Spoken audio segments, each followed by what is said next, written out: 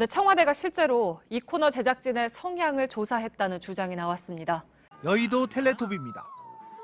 박근혜. 다 문제가 되면서 이제 그것을 썼었던 작가 성향이 어떤지에 대해서 좀 조사를 해봤다는. 무서웠죠.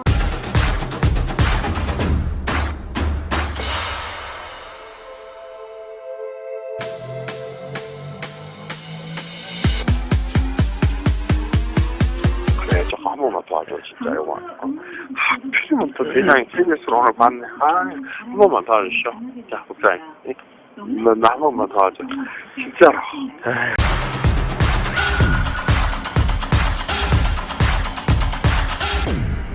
아이, 씨발놈들아, 내가 그랬어. 너희 씨발놈들은 잠깐 벗어나려고 세상에. We're committing journalistic malpractice. Fortunately, there's no such thing. How great would it be if there was? You're terrified you're going to lose your audience and you'd do anything to get them back. You're one pitch meeting away from doing the news in 3D. This isn't nonprofit theater. It's advertiser-supported television. You know that, right? I'd rather do a good show for 100 people than a bad one for 1 million, if that's what you're saying. What is it you're talking to me about right now? Reclaiming the fourth estate. Reclaiming journalism as an honorable profession.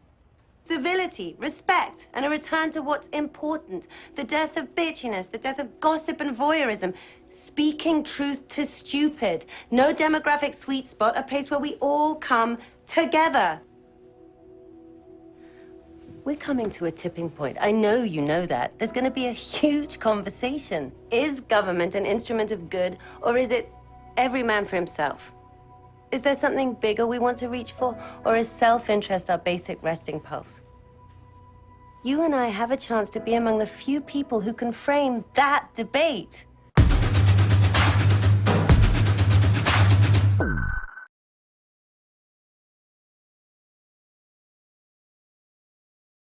사이의 평면 직선 거리인 12.4m의 위치를 맞췄습니다.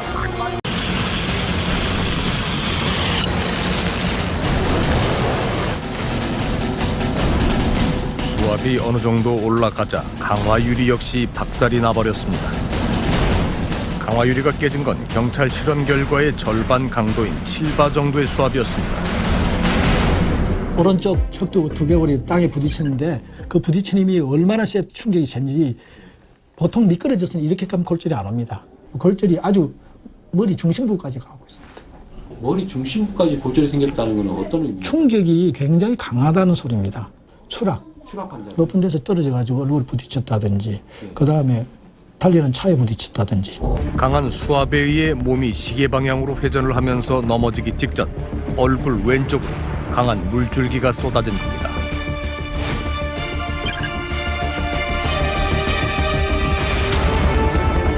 그 힘에 의해 오른쪽 뒤통수가 아스팔트 바닥에 강하게 부딪히면서 머리뼈가 산산조각이 나며 의식을 잃은 것으로 추정이 됩니다.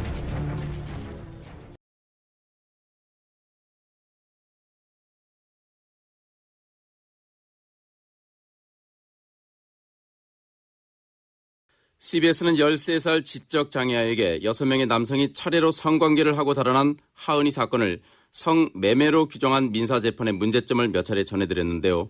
이 민사재판 결과에 근거가 된 형사재판에서는 하은이가 지적장애를 갖고 있다는 사실조차 고려되지 않았던 것으로 드러났습니다. 김광일 기자가 단독 보도합니다. 서울 동부지방법원은 지난 2014년 6월 스마트폰 채팅을 통해 만난 하은이에게 숙박을 대가로 유사성교를 시킨 혐의로 기소된 25살 양모 씨에게 벌금 400만 원을 선고했습니다.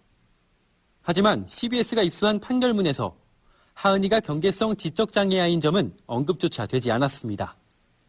이에 대해 법원 측은 검찰이 단순 성매매로 기소했으니 담당 재판부는 아이가 지적장애를 갖고 있는지 몰랐을 것이라고 해명했습니다. 하지만 공판 과정에서 아이에게 경계성 지능이 의심된다는 전문가의 소견이 재판부에 제출된 것으로 확인됐습니다. 사건을 기소한 검찰 또한 아이의 IQ가 70, 7살 정도 수준이라는 기록을 재판부에 보냈다고 밝혔습니다. 재판부가 이 같은 소견을 면밀히 검토했다면 애초에 성폭행으로 고소된 이 사건이 단순 성매매로 규정되지 않을 수도 있었다는 지적이 제기됩니다.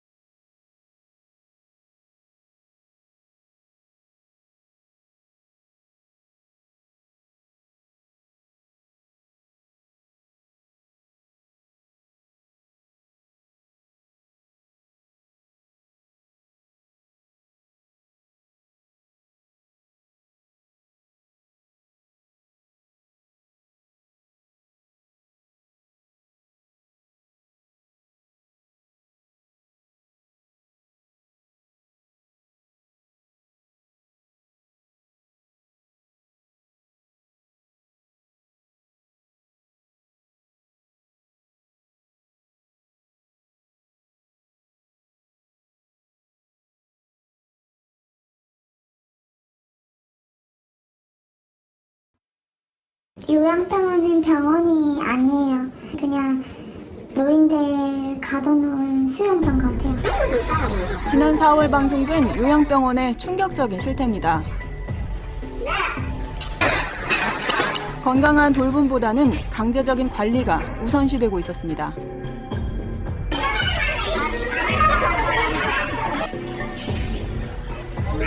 목욕하셨어, 목욕?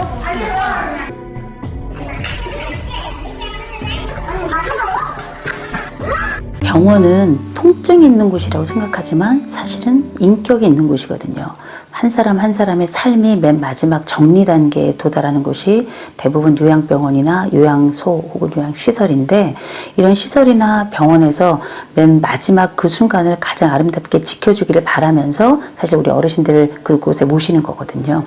그 어르신의 그리고 그 환자의 인격과 품격이 마지막 순간까지도 남고, 그게 우리의 기억이 되고 다음 세대를 위해 유산이 될 겁니다.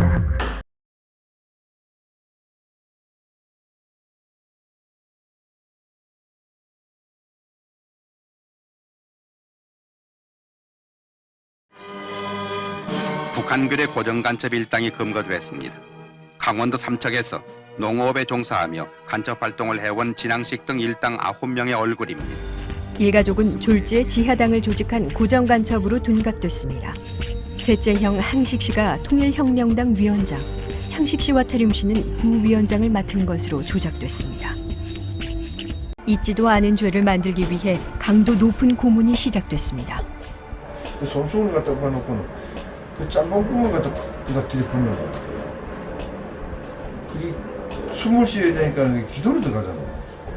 갑자기 가고 재판 받을 때 이걸 네가 다시 부인을 하면은 아버지가 사형 당하니까 지금 이거 했는 그대로 네가 다 시인해라.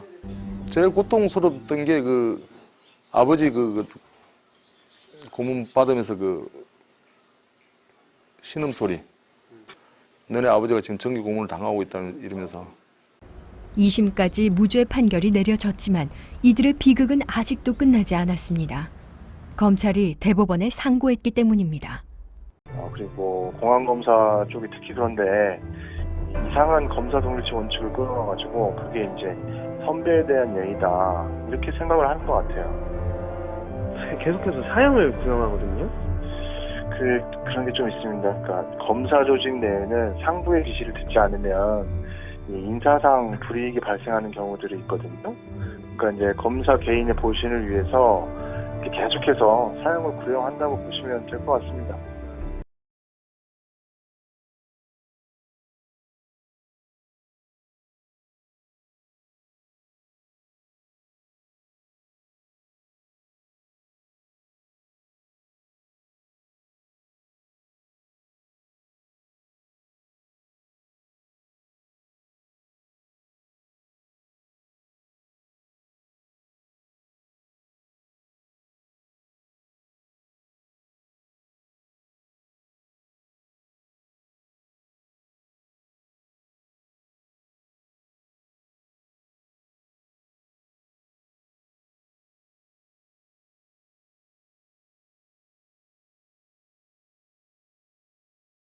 최순실 씨가 유일하게 잘하는 것이 대통령 연설문을 수정하는 것이다라는 내용이었는데요.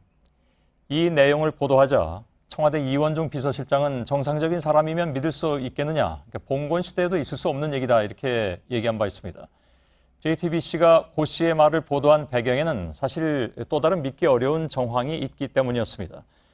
JTBC 취재팀은 최순실 씨의 컴퓨터 파일을 입수해서 분석을 했습니다.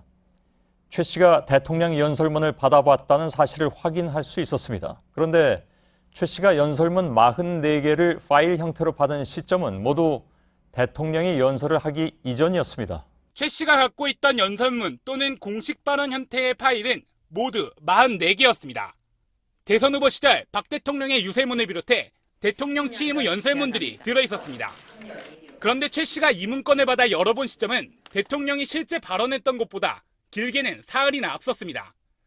상당수 대통령 연설문이 사전에 청와대 내부에서도 공유되지 않는다는 점을 감안하면 연설문이 사전에 청와대와 무관한 최 씨에게 전달됐던 사실은 이른바 비선 실세 논란과 관련해서 큰 파장을 낳을 것으로 보입니다.